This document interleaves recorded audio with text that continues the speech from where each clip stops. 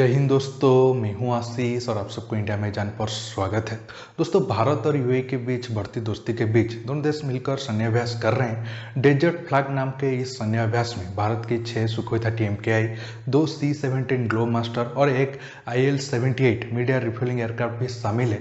ये पहली बार है जब भारत यूएई के साथ मिलकर यूएई में ही सैन्य अभ्यास कर रहा है और यूएई के आसमान में भारतीय विमानों की गूंज वहां से 1700 किलोमीटर दूर पाकिस्तान में भी सुनाई दे रहा है।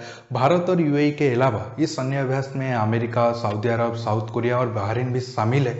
और इस युद्धाभ्यास की खास बात यह है कि टर्की के दुश्मन ग्रीस भी ऑब्जर्वर देश के हिसाब से शामिल है और इसे मिडिल ईस्ट में बदलते रणनीतिक हालात के तौर पर देखा जा रहा है। 3 से 27 मार्च तक होने वाले युद्धाभ्यास डेजर्ट फ्लैग में भारत के लड़ाकू विमान अलग अलग देशों के साथ उड़ान भर रहे हैं। इस युद्धाभ्यास को यूएई के अल धफ्रा एयरबेस पर आयोजित किया जा रहा है।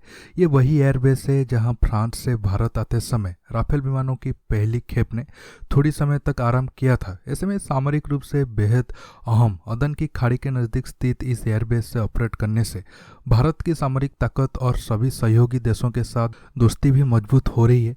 इस अभ्यास में ग्रीस, जोर्डान, कुवैत और मिस्र को पर्यवेक्षक राष्ट्र का दर्जा दिया गया है, जिससे पाकिस्तान और मुस्लिम जगत का खलीफा बनने की चाहत रखने वाला टर्की की टेंशन बढ़ना तय है। दोस्तों, आर्मी चीफ नरवणे के दौरे से इस युद्धाभ्यास की पटकथा लिखी गई थी। पिछले साल के अंतिम महीने में भारतीय सेना प्रमुख जनरल MM नरवणे संयुक्त अरब अमीरात और सऊदी अरब के ऐतिहासिक दौरे पर पहुंचे थे। ये भारत के किसी भी सेना प्रमुख का सऊदी अरब और यूएई का पहला दौरा था। इस दौरान उन्होंने न केवल दोनों देशों के सेना प्रमुखों से मुलाकात की, बल्कि यहाँ के बड़े स्तर के कई नेताओं के साथ भी बैठक भी की थी। यही कारण है कि संयुक्त अरब अमीरात और सऊदी अरब ने भारत के साथ युद्धाभ्यास करने का निर्णय लिया है। ये दोनों देश अब भारत के साथ रक्षा सहयोग बढ़ाने पर तेजी से काम कर रहे हैं। यही कारण है कि सऊदी अरब और यूएई अब भारत के साथ कंधे से कंधा मिलाकर चलने को तैयार है। अब जानते हैं ये पाकिस्तान के लिए तगड़ा झटका क्यों है।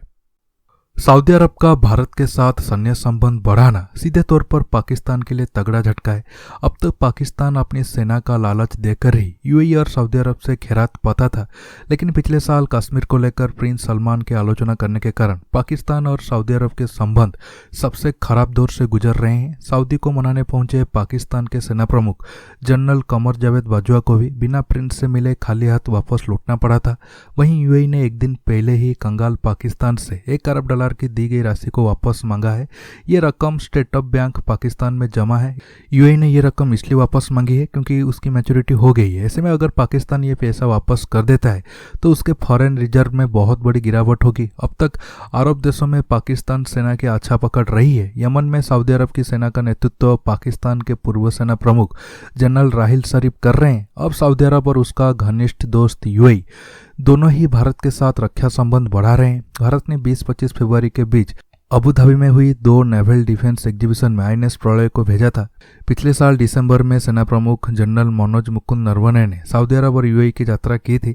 इसके अलावा सऊदी अरब और भारत बहुत जल्द द्विपक्षीय सैन्याभ्यास करने जा रहे हैं। यह अब तक के इतिहास में इन दोनों देशों के बीच पहला युद्धाभ्यास होगा। यह युद्धाभ्यास सऊदी अरब में आयोजित इसके लिए भारतीय सेना का एक दल कुछ महीने में सऊदी अरब के दौरे पर जा सकता है।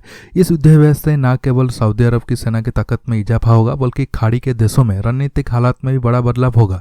पाकिस्तान अब तक सऊदी अरब की सेना को ट्रेनिंग और हथियार मुहैया करता था। इतना ही नहीं, मक्का और मदीना की सुरक्षा में भी सऊदी अरब पाकिस्तान का सहयोग लेता था। अब भारत की एंट्री से पाकिस्तान के लिए राह और मुश्किल हो जाएगी। सऊदी अरब को यह पता है भारत के साथ संबंध बढ़ाना पाकिस्तान की तुलना में अधिक लाभदायक है, इसलिए अब पाकिस्तान फिर से कौड़ियों का मोहताज होने वाला है। दोस्तों, आज के टॉपिक में बस इतना ही। आपको ये वीडियो कैसा लगा नीचे कमेंट बॉक्स में कमेंट करके बताइए। दोस्तों, ये वीडियो को ज़्यादा से ज़्यादा लाइक शेयर करने के साथ साथ आप मेरे चैनल को सब्सक्राइब करना मत भूलिए और सब्सक्राइब बटन के पास जो बेल आइकन है उसे प्रेस करिए ताकि आगे आप मेरा आने वाले वीडियो को मिस न कर सके। दोस्तों, रहता हूँ, बहुत जल्द एक न्यू टॉपिक के साथ मिलूंगा। नमस्कार, जय हिंद।